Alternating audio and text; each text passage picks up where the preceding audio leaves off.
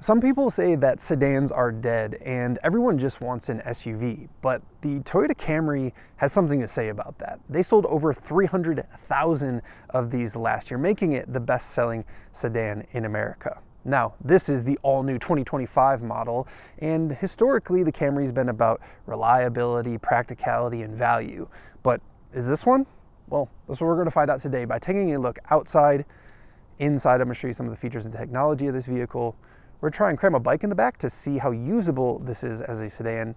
And last but definitely not least, we're going to take it on the road to see what it's like to drive.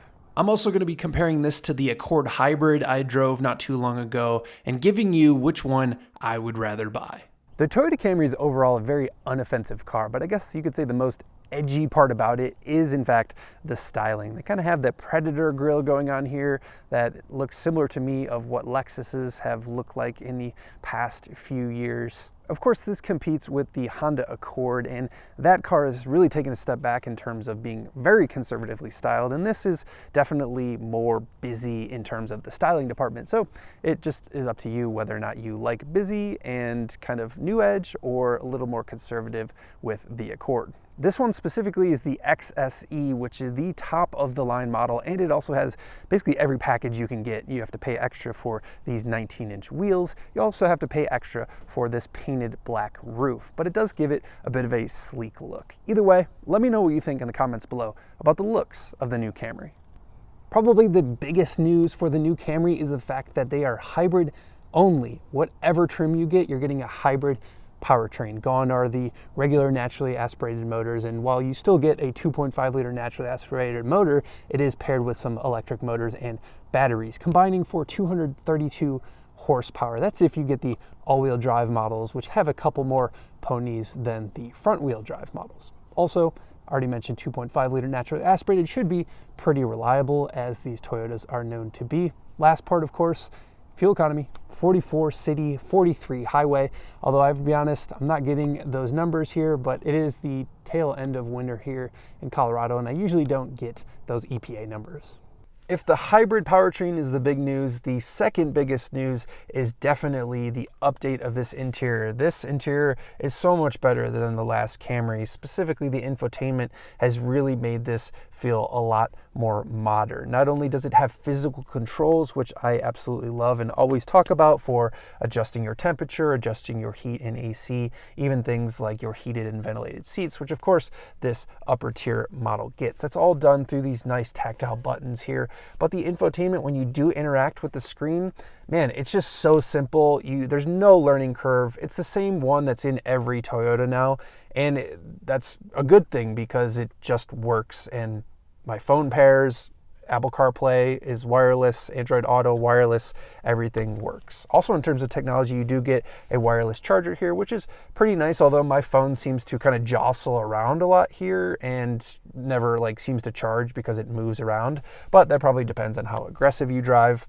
You know, in terms of the materials in here, it feels pretty well built. This is a pretty solid vehicle. There's a little movement here, maybe slightly more than I would expect compared to that Accord that I was in. I think the Hondas are just a hair above Toyota in terms of build quality, but for all intents and purposes, basically the same. The steering wheel feels really nice. It's a leatherette material. You're getting a all digital gauge cluster, of course, as well, and a physical shifter, which is nice in today's day and age. You don't get a little dinky shifter. Now, these seats are something worth talking about. They're quite comfortable. They're actually pretty great. They're very wide, so they'll fit pretty much everyone. Of course, they are red, which is a bit of a choice. You don't have to get them red, of course, but they're electronically adjustable. I can adjust the forward and back, and lumbar support is electronically adjustable, which I really enjoy. Now, one qualm that I have, and as we kind of compare this to the Accord, I will say this infotainment better than the Accord. Accord is already feeling a little bit dated in the infotainment. Honda seems to be lacking compared to Toyota. But in terms of back seat, I have the same problem in here this Camry as I did with the Accord, in the fact that I'm 6'1" and I can't really sit in the back seat because my head hits the ceiling. It's pretty wild to me in a midsize sedan that is an issue, considering that Honda Civic hatchback that I've been in before, I can sit in the back and seemingly have more room, at least certainly more headroom. I do have a good amount of leg room, so as long as your passengers aren't tall, there won't really be a problem, but it is something worth mentioning. Now, before we take this thing out on the road, let's try and throw a bike in the back to see if we can fit it. Sedans are rarely known for their bike storage, but that hasn't ever prevented us from trying. Now, certainly there was no way I was getting any bike inside with the front wheel on, but I was curious, could I fit my extra large frame mountain bike even with the wheel off? It turns out, yes, you can. The opening behind the rear seats is quite narrow. However, I was able to fit my bike through despite the fairly large front suspension. Who needs SUVs anyways? As always, if you enjoy the bike test and the rest of this content, make sure you're hitting that subscribe button and leaving a comment below.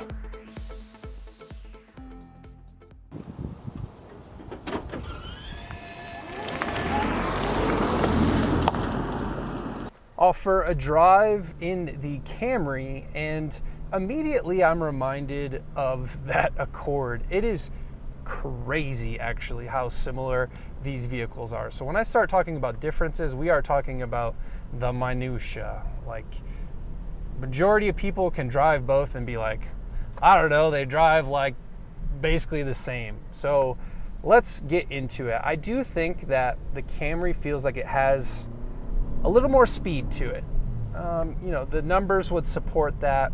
Of course, with this one, you're getting all-wheel drive. And I'm just gonna say this off the bat, you know, you can make this a very short conversation if you need all-wheel drive. I think that is something that Honda is unfortunately lacking. They make great products, but things like the Civic nor the Accord can be purchased in all-wheel drive. And look, when you're in a market where I am, in Colorado, where you have some seasons, and more specifically, if you want to drive into the mountains, you know, you don't need all-wheel drive to drive around a city.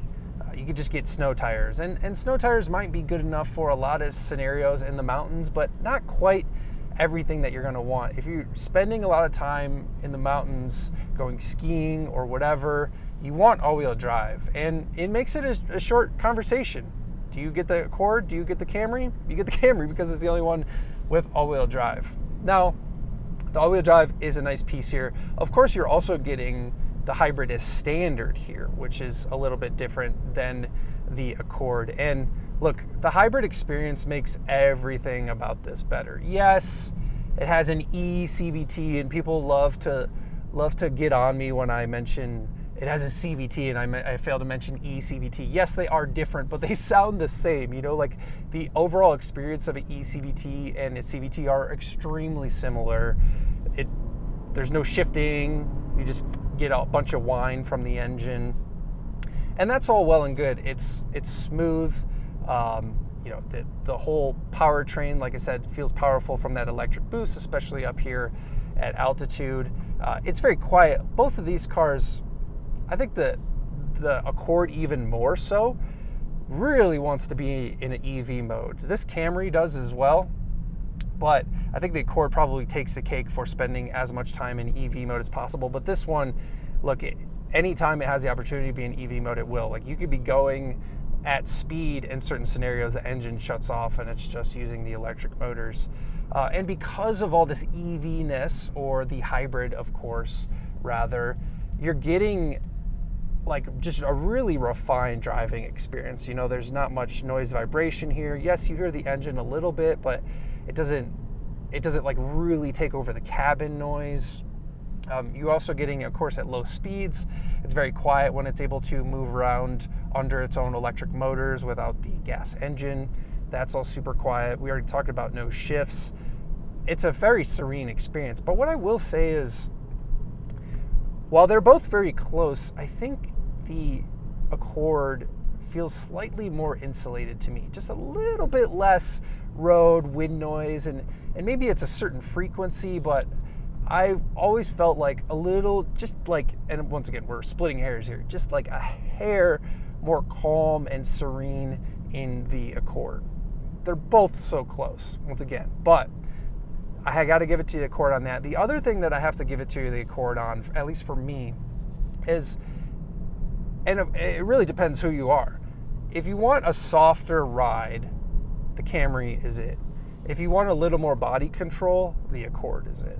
The Accord is by no means beats you up with like a really stiff suspension, but it is definitely a touch stiffer than this and has less body roll, less lean in the corners. This thing really leans.